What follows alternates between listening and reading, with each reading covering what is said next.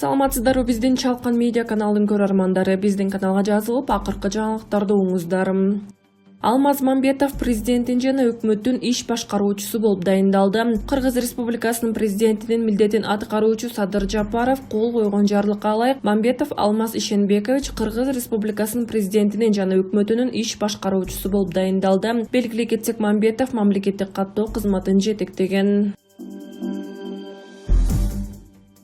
Аида Исмаилова менен Улукбек Кочкоров кызматтан бошотулду. Арызды президенттин милдетин аткаруучу Садыр Жапаров кабыл алып, жумуштан бошотуу жарлыгына кол койгон. Вице-премьер Аида Исмаилова менен эмгек жана социалдык өнүктүрүү министри Улукбек Кочкоров ээлеген ордунан бошотулду. Бул тууралуу президенттин маалымат кызматы кабарлады. Билдирмеге караганда, эки аткаминердин кызматтан кетүү боюнча өз ыктыяры менен арыз жазышкан. Алардын өтүнүчүн президенттин милдетин аткаруучу Садыр Жапаров кабыл алып, жумуштан бошотуу жарлыгына кол койгон. Исмаилова өкмөттүн социалдык тармагына жооптуу вице-премьер болуп үстүбүздөгү жылдын 2-апрелинде дайындалган болчу. Ал эми Кочкоров министрлик кызматка 2018 жылдын 25-октябрында киришкен. Эки аткаминердин жыйынтыгы жокко чыгарылган парламенттик шайлоого Биримдик партиясы менен катышкан.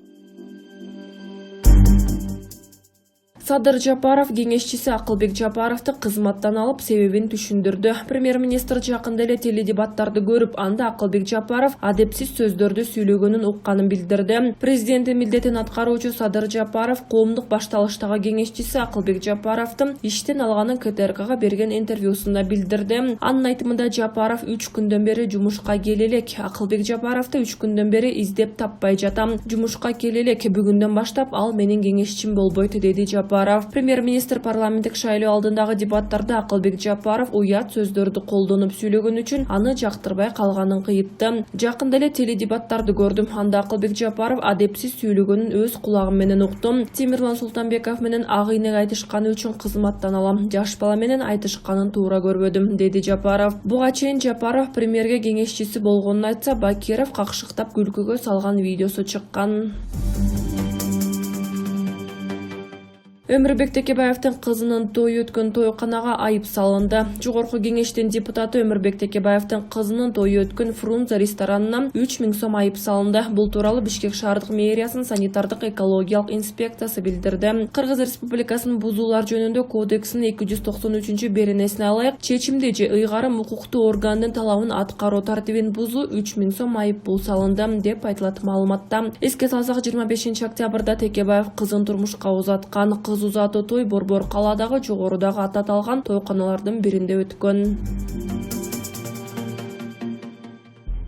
Кыргызстандын акыйкатчысы Токон Мамытов номер 1 тергөө изоляторуна барып, Алмазбек Атамбаев менен жолукту. Кыргызстандын акыйкатчысы Токон Мамытов бүгүн 27-октябрда номер 1 ТИЗОго барып, ал жерде жаза мөөнөтүн өтөп жаткан мурдагы президент Алмазбек Атамбаев менен ал отурган номер 104 камерада жолугушту. Бул тууралуу Кыргызстандын акыйкатчысынын басма сөз кызматы билдирет. Маалыматка караганда, кармоо шарттарына дооматы барбы деген акыйкатчынын суроосуна Атамбаев белгилегенде, ал жердеги сантехникалык түйүн буга чейин иштебей турган жана түтүктөрдөн суу тамчылап агып турганын белгилеген. Ошондуктан камера ным тартып, жагымсыз жыттан арыл элек. Атамбаевдин пикиринде Батукаев ТЭЦ жана Кой Таш боюнча сот отурумдары ачык мүнөздө болуп, ага коомчулуктун өкүлдөрү, ошондой эле журналисттердин катышуусу камсыздалышы керек. Тергөө жана сот органдары республиканын буга чейинки жетекчилигинин тапшырмасы боюнча атайлап негизсиз, мыйзамсыз түрдө жабык өткөрүп келишкен. Себеби коомчулукка ачык айкын маалымат белгилүү болуп калат деп чоочулашкан. Атамбаев өз ден соолугу боюнча бүгүн номер 1 СИЗО медициналык кароодон өткөрүлгөнү жана кан басымы 80-58 болуп түшүп кеткени маалымдады. Ошондой эле Атамбаев акыйкатчыга кайрылып, аппараттын кызматкерлери тарабынан Кой Таш окуяларынын башка катышуучуларына Ниязовго, Сагынбаевге баруунун зарылдыгын сураган. Жаза мөөнөтүн мындан ары өтөө үчүн чукул арада ЖМКнын башка мекемесине которулушу керектигин белгилеген. Мындан тышкары Атамбаев акыйкатчы Токон Мамытовго кайрылып, анын үнүн мамлекеттик бийликтин жетекчилерине жана сот бийлигине жеткирип коюуну суранган. Кыргызстандын акыйкатчысы Токон Мамытов Атамбаев менен жолугушуудан кийин номер 1 СИЗО жетекчиси менен жолуккан. Ошондой эле түзөтүү мекемелеринде мыйзамдуулуктун сакталышын көзөмөлдөө боюнча прокуратуранын өкүлдөрү менен жолугушкан. Жолугушуунун жыйынтыгында атайын комиссиянын чечимине ылайык Атамбаев бүгүн номер 1 ТИЗОдон 47 түзөтүү мекемесине которулган.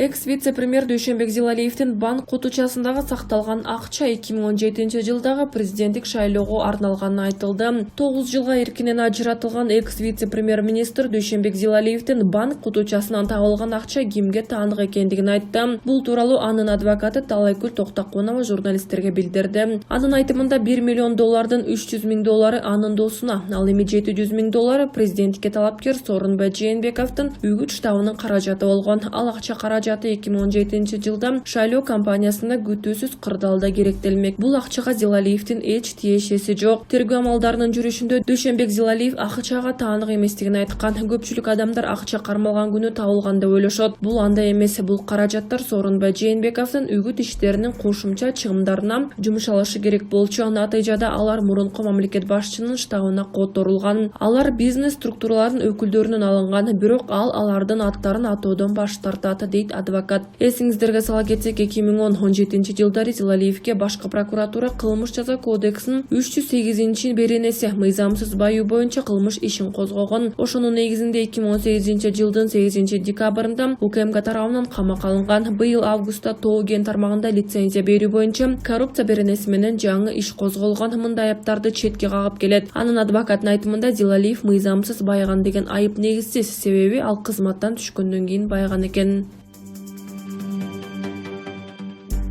Садыр Жапаров: Дүйшөнбаевдин кызматтан калууга моралдык укугу жок болчу. Кеңешбек Дүйшөнбаев Коопсуздук кеңешинин катчылыгы кызматында иштөөгө моралдык укугу болбогондуктан кызматтан алынды. Бул тууралуу президенттин милдетин аткарып жаткан премьер-министр Садыр Жапаров коомдук каналдагы маегинде билдирди. Анын айтымында Дүйшөнбаев 2010-жылдагы апрель жана июнь окуяларын алдын албаган үчүн ишмердиги териштирилиши керек экенин белгиледи. Ал жоопко тартыла турган адам, ал кантип Коопсуздук кеңешинин башында турушу керек эле, деп билдирди Жапаров. Ошондой эле премьер-министр Жапаров Кеңешбек Дүйшөнбаевдин акыркы билдирүүлөрүнө комментарий берип, 30 жылдык ишинде коррупцияга каршы күрөшүп, мамлекетке пайда алып келтирүү деп суроо салды.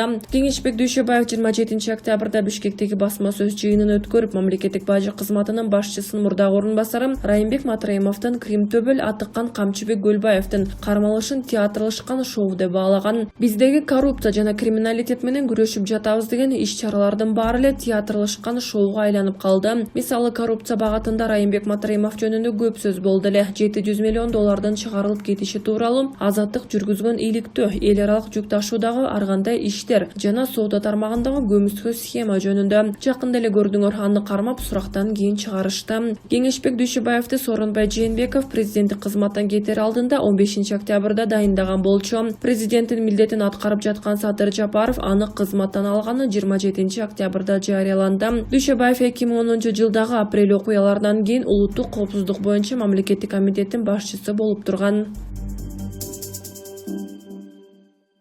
УКМК коррупцияга жана криминалга каршы күрөш күчөйт. Улуттук коопсуздук боюнча мамлекеттик комитет Кыргызстанда коррупцияга жана криминалга каршы күрөш күчөй берерин билдирди. 27 октябрда мекеменин басма сөз кызматы маалымат таратып, Коопсуздук кеңешинин мурдагы катчысы Кеңешбек Дүйшөнбаевдин бийлик уюшкан кылмыштуу топтор менен келишип алган деген билдирүүсүнө жооп кайтарды. Атайын кызмат Дүйшөнбаевдин айткандары чындыкка дал келбесин жана эч кандай негизи жок экенин белгилеп, УКМК коррупцияга жана криминалга каршы активдүү күрөшүүдө. Бардык иш-чаралар мыйзам чегинде уюштурулуп жатат. Мамлекеттик органдардагы коррупциялык схемаларды жоюу, келтирилген зыяндын ордун толтуруу жана криминалдык көрүнүштөрдү жок кылуу боюнча тийиштүү иштер жасалууда, деп билдирди. Бүгүн 27 октябрда Коопсуздук кеңешинин мурдагы катчысы Дүйшөнбаев Бишкекте пресс-конференция өткөрүп, УКМКнын ишин сынга алган. Ал бажы кызматынын жетекчисинин мурдагы орун басары Райымбек Матраимовдун кармалып, кайра кое берилишин жана мыйзамдагы ууру Атыккан Камчы Көлбаевди колго түшүрүлүшүн театрлашкан шоу деп атаган жана күч структуралары өлкө жетекчилиги ишинде мыйзамдарды сактабай жатканын айткан.